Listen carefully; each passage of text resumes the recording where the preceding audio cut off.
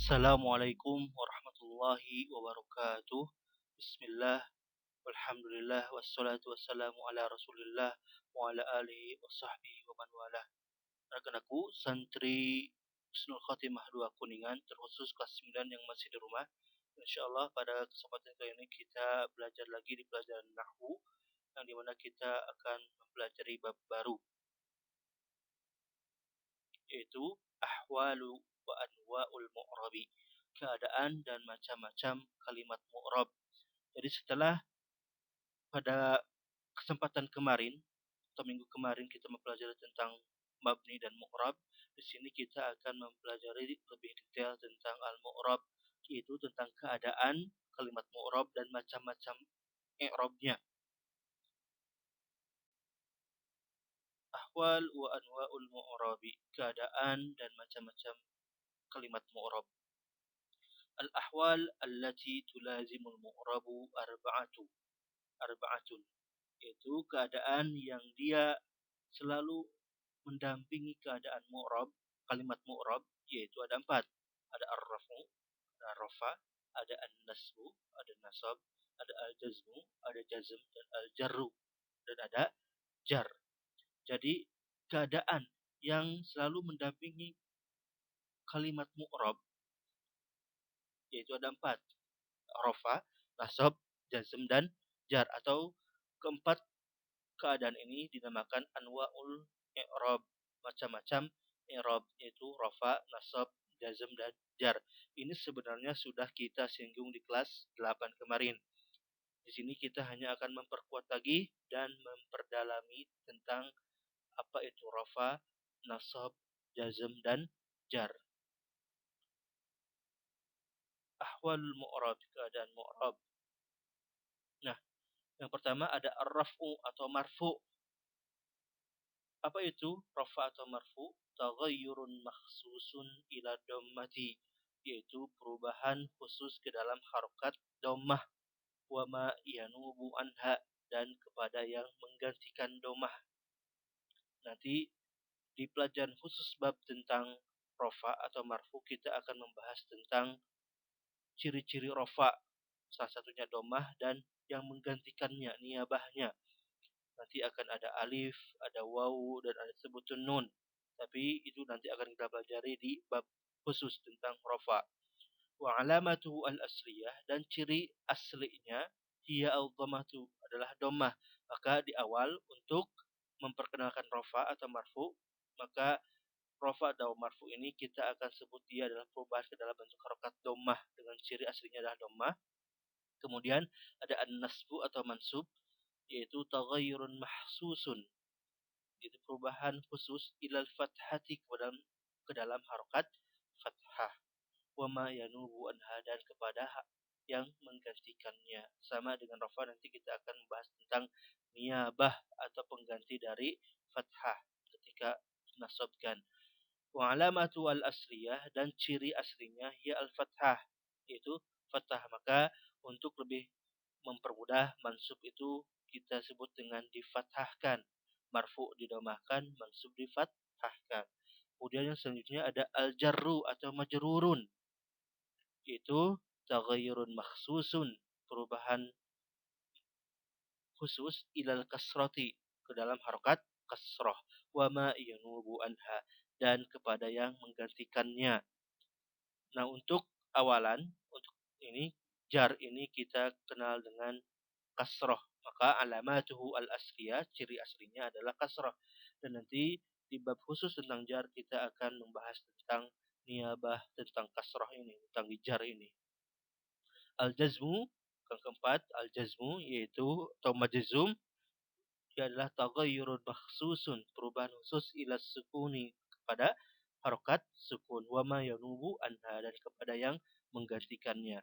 Alamatu al-asliyah, dan ciri aslinya ia as-sukunu, itu sukun. Maka al-jazm atau majzum ini kita lebih kenal dengan perubahan ke dalam harokat sukun. Jadi kalimat-kalimat mu'rab ini nanti dia akan berubah ke dalam marfu atau dhammah, atau berubah ke dalam mansub yaitu fathah, berubah ke dalam majrur atau kasroh, dan berubah ke dalam majzum atau sukun. Jadi ketika ada kalimat mu'rabah yang dimana pasti dia akan berubah ke dalam marfu, mansub, majrur atau majzum. Karena keadaan kalimat mu'rab ini hanya ada empat, yaitu marfu, mansub, majrur, dan majzum. Ini untuk membedakan istilah ini ada untuk membedakan antara harokat yang kita kenal di dalam ilmu tajwid dengan harokat atau perubahan harokat di dalam ilmu nahu. Maka untuk rofa atau marfu kita kenal dengan domah, atau gantinya adalah dengan istilah rofa atau marfu. Fathah kita ganti dengan istilahnya dengan an-nasbu atau mansub. Kasroh diganti istilahnya dengan jar atau majrur. Dan sukun diganti istilahnya dengan jazm atau majzum. I'rabul ismi, perubahan harokat isim. Nah, sebelumnya kita sudah membahas bahwasanya kalimat mu'rabah ini ada dua, yaitu isim dan juga fi'il mudhari. Nah, isim dan fi'il mudhari inilah dua kalimat yang nanti dia akan berubah-ubah harokat akhirnya. Maka di sini kita akan mengenal perubahan harokat isim itu ke dalam harokat apa saja yang empat tadi. Adwa'ul i'rab lil ismi, macam-macam i'rab untuk isim. Nah, jadi di sini kita akan mempelajari tentang perubahan harokat isim, di mana ketika antum akan akan mengharokati sebuah kalimat isim, maka hanya ada tiga kemungkinan ini, yaitu ada ar-raf'u, dirofakkan, atau didomahkan, atau dinasabkan, atau dimansubkan, atau difathahkan, ada al-jarru, dan ada dijarkan atau dikasrohkan. Jadi ketika antum akan mengharokati kalimat isim, maka hanya ada tiga kemungkinan harokatnya, yaitu dimarfukan, dimansubkan, dan dimajruhkan atau didomahkan, difathahkan, dan dikasrohkan, dan tidak boleh disukunkan. Jadi ketika nanti antum akan mengharokati kalimat isim, maka hanya ada tiga kemungkinan, ya, rofa, nasab, dan jar, dan tidak boleh dijazmkan atau tidak boleh disukunkan. Nah, ini penting untuk antum pahami, karena agar nanti ketika antum membaca kitab-kitab yang tidak berharokat, maka dan antum menemukan bahwasanya itu adalah kalimat isim, maka cara bacanya hanya ada tiga, dirafakan, dinasabkan, dan dijarkan. Kemudian selanjutnya i'rabul fi'lil mudhari, i'rabnya fi'il mudhari atau perubahan harokatnya fi'il mudhari. Seperti yang sudah dijelaskan tadi bahwasanya fi'il mudhari inilah salah satu kalimat mu'rab, yaitu kalimat yang dia bisa berubah harokatnya. Maka di sini kita akan membahas tentang ke dalam harokat apa saja fi'il mudhari bisa berubah. Anwa'ul i'rabi lil fi'lil mudhari, macam-macam i'rab atau perubahan harokat lil fi'lil mudhari, untuk fi'il mudhari. Sama dari keempat keadaan atau macam-macam i'rab ini, fi'il mudhari ini sama dengan isim, yaitu hanya bisa mengalami tiga perubahan, yaitu ar-raf'u, an-nasbu, dan al-jazmu. Yaitu bisa dirafakan atau didomahkan, ada bisa dinasabkan atau bisa difatahkan. Terakhir al-jazmu, yaitu bisa dijazmkan atau disukunkan dan tidak boleh dikasrohkan atau dijarkan.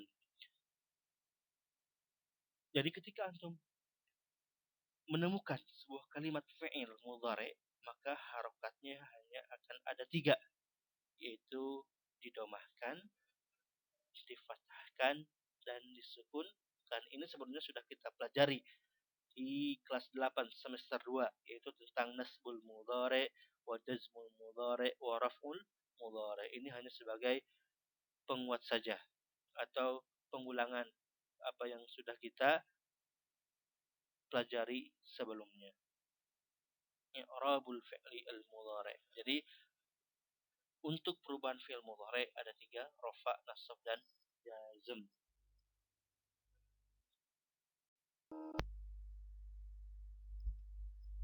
Taib, untuk pertemuan kali ini kita cukupkan sekian. Mudah-mudahan bisa antum pahami, dan kita tutup sekarang dengan hamdalah dan doa kafaratul majlis.